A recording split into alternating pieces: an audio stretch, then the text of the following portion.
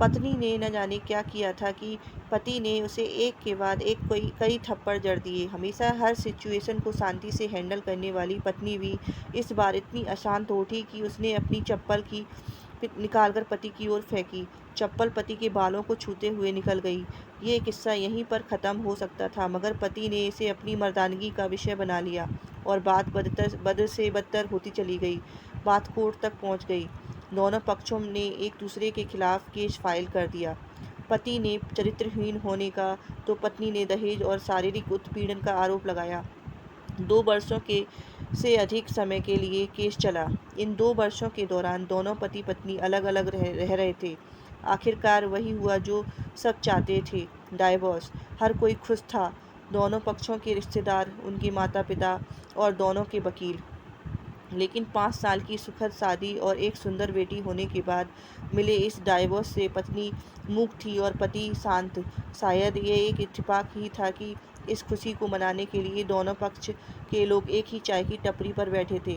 आमने-सामने पति-पत्नी भी इन सभी से दूर एक दूसरे के सामने मेज पर बैठे। पत्नी ने पति से कहा, अब तो खुश होगे ना? तुम्हारे मन की जो हुई, मुबारक हो। तुम भी तो आज जीत गई हो। मुझसे तलाक तो तुम्हें भी मिल गया है।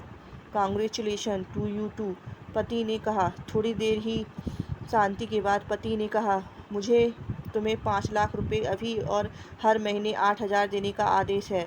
अभी मेरे पास पैसे नहीं हैं, इसलिए हमारा मतलब मेरा भी जो सिटी में फ्लैट है उसे तुम्हारे नाम कर देता हूँ। पत्नी बोली, लेकिन उस फ्लैट की कीमत तो 18 लाख की है। हाँ, लेकिन हमारी बेटी तुम्हारे साथ है और आगे जाके उसके खर्चे भी बढ़ेंगे, तुम्हें थोड़ी आसानी होगी। पति ने कहा, नहीं नहीं, मुझे सिर्फ 5 लाख ही देना और तुम हर महीने 8,000 तो देने ही वाले हो, मैं मैनेज कर लूँगी। अगर 5 लाख नहीं है तब भी कोई बात नहीं, पत्नी ने कहा। दोनों फिर से शांत हो गए। पति सोचने लगा, कितनी भोली और समझदार है ये औरत, जो कुछ समय पहले तक मेरी पत्नी थी और अब अनजान है। ये वही है जो कम से कम खर्चे में घर चलाती और पैसे बचाकर मेरे जन्मदिन और बर्थडे पर हमेशा मेरे लिए नए कपड़े खरीद लाती। कभी बीमार भी हो जाती तो पैसे बचाने के लिए मुझे मालूम ना होने देती और घरेलू नुस्खों से अपना इलाज कर लेती। मगर घर में कोई और बीमार होता तो तुरंत डॉक्टर के पास लेकर जाती। मेरी ही मति मारी गई थी। मैं ही अपनी छोटी मर्दानगी के चक्कर में इतनी बड़ी गलती कर बैठा। पत्नी के दिमाग में भी उथल-पुथल चल रही थी। अभी भी वैसा का वैसा ही है। पहले भी खुद से ज़्यादा हमारे बारे में सोचता था और अब भी वही कर रहा है। ये वही आदमी है जो मुझे एक्सीडेंट से बचाने के लिए खुद मोटरसाइकिल के आगे कूद पड़ा था और अपनी उँगली तुड़वा बैठा था। पता नहीं कौन सी मनहूस घड़ी में मैं झगड़ा कर बैठी। पति ने मौन तोड़ते हुए कहा, अब तुम्हारी कमर का दर्द कैसा है? ज़्यादा तकलीफ तो नहीं होती? पत्नी हल्का सा मुस्कुराई और बोली, अभी भी होता है। अब तो पेट में भी क्रम्स उठते हैं।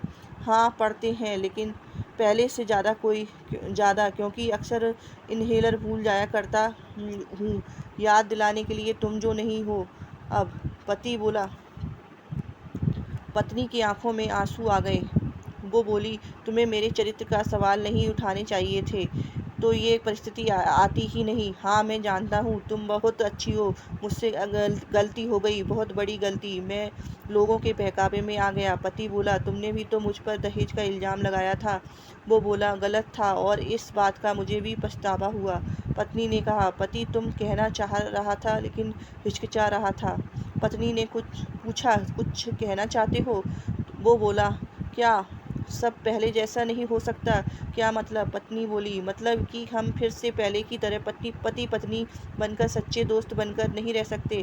पति बोला, पर ये डाइवोर्स के पेपर दिखाते हुए पत्नी ने कहा, फाड़ देते हैं। पति ने अपने पास रखे डाइवोर्स के पेपर फाड़ते हुए कहा। पत्नी ने भी अपने पास के रखे पेपर फाड़ दिए। सभी हैरान थे। वकील दोस्तों ने, ये कहानी उन हर पति पत्नी के लिए है, वही बड़ी सीख है जो छोटी छोटी बातों पर लड़ते हैं और इन झगड़ों को बड़ा बना के अलग होने का डिसीजन लेते हैं। प्यार और झगड़ा तो एक सिक्के के 2 पहलुओं की तरह हैं। दोनों को स्वीकार करना होगा, तभी ये पवित्र रिश्ता उसकी मंजिल तक पहुंच पाएगा। रिश्तेदार और माँ-बाप, पति-पत्नी दोनों एक दूसरे के हाथ में हाथ पकड़े अपने घर घर की तरफ चले गए। आपको ये कहानी अच्छी लगी हो तो मेरे चैनल को subscribe, like, comments and share करना ना भूलें। Thank you. प्लीज़।